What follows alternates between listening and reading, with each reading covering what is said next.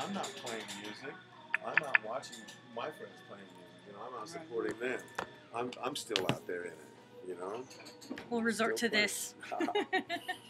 He's like, ah. Oh, we just missed it. We can't replicate the moment. Well, and it's one of the, like, our lives are lived out in small events, right? You remember those small events. When things happen, those are the things you look back and remember. The first time you fell in love, the first time, or, you know, memories with your dad, when you're a kid. You know what I mean? Like, those are things that, like, you really remember. And art is what gets you back in touch with that. And, like, you hear things that remind to stir up those feelings, and art is really the only thing besides those experiences that stir up the exact same emotions, you know? Well, that's why music's so universal and art is so universal, is because, I mean, as a musician or as an artist, you know, our responsibility is to present what's inspiring us. That's our responsibility. But then that ends there. The responsibility at that point becomes upon the viewer or the listener. So we can't shape after it's been presented. We can't tell them how to feel about it. Right. You know, we're out of control now. But see, if we present music in a way, or if you present your art in a way that can affect so many people, so that you attach it to you personally, or you attach yourself to it personally, you see it and you're like, okay, yes, I understand this part of it. So basically, I'm trying to express myself, but I'm also trying to be universal about my message, so that other people can be brought into it. Yeah. You know, so that it reaches. And you know, that's something that you need to think about when you're going to be presenting your stuff, your music, or whatever you're doing. Right. But as soon as you play it, you can't control what people do with it. Right. You really can't.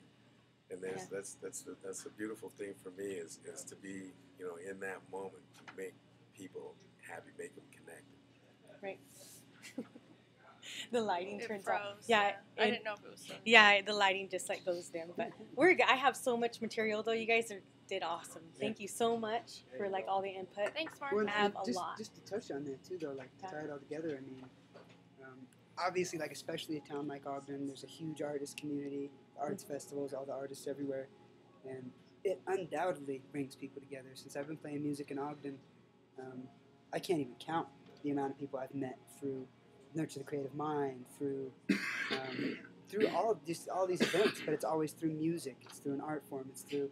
I mean, I wouldn't be here with all you guys, you know, if it wasn't for us getting together creatively at some point, for some reason, or just being around it. You know, it's such a culture, and you can't help it. When you're a creative person, you can't help but be around creative people. Like, you're just drawn towards each other. You can't. That just reminded me, you know, I've done so many things that could be considered like community service down here. You know, like the Arts in the Park. I volunteered time with Asia to do the Arts in the Park and to do other community service events around here, donating my time. Not even realizing that I was doing community service, just wanting to play, wanting to present, and just wanting to do it, just wanting to connect with kids. And now I'm looking back at it going, holy crap, man, I've been servicing something here in the community, and that's, you know, so I've been connecting on so many levels, not just in, you know, rock music or in bars or in the venues that I normally play, but even down on a smaller level with children, with the Nurture the Creative Mind, with the School for the Deaf and the Blind, with so many other things that I get to do. Music can connect you from any level of society to the you know, from top to bottom. Music's there. I would like to illustrate that one. And somebody please talk after me because I don't want to have to. But our foundation conducted a project this summer that really magnifies and demonstrates what Nathan was just saying and Gordon was saying. We actually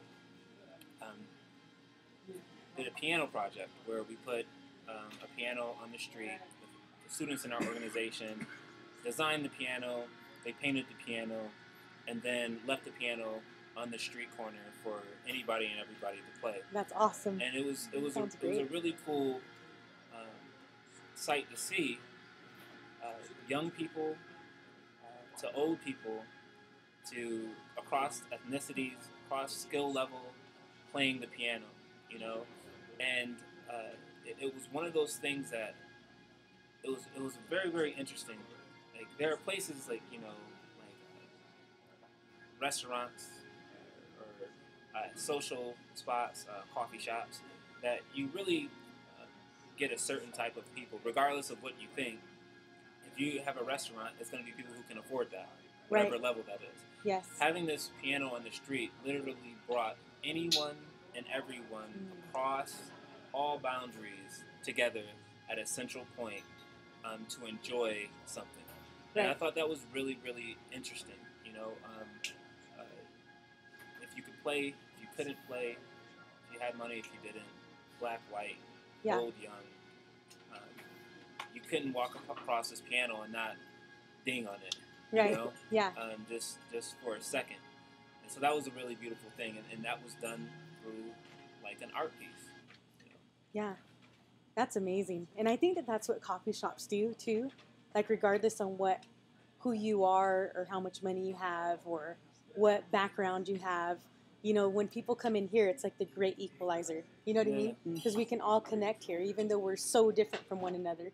Like we find a place where we can all be at the same place, at the same level with each other and open up, you know what I mean? And it's just no pressure, you know?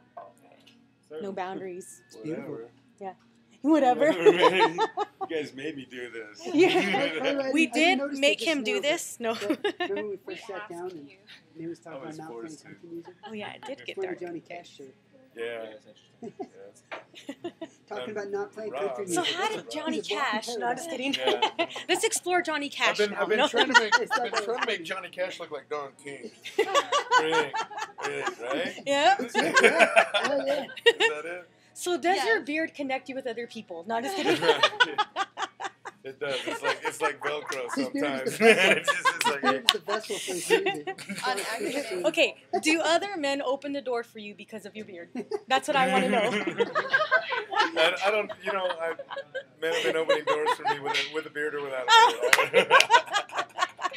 It's usually because I'm in a hurry. Yeah, I just read something that it says that if you meet another man with a bigger beard than yours, then you open his door. You open his door for him. I didn't know that. Yeah. See, I didn't. No, I mean it was like a joke. I'm gonna have to open up. It's my like a joke bearded about the email. authority I'm gonna have that to a start man being with a bigger gentleman beard Yeah. carries. Call doors and stuff. That's awesome. Well, thank you guys so much. You're welcome. I appreciate it. You guys are great. I was inspired by hearing you guys say some stuff, and I'm gonna go home and write some music now. Yeah. No, just Thanks kidding. for creating the conversation, Yeah. Martha. Yeah, it was We cool. appreciate it. Darlene, thanks, girl. She was our connector today. Yeah. You're welcome. Connector, Awesome. The connector.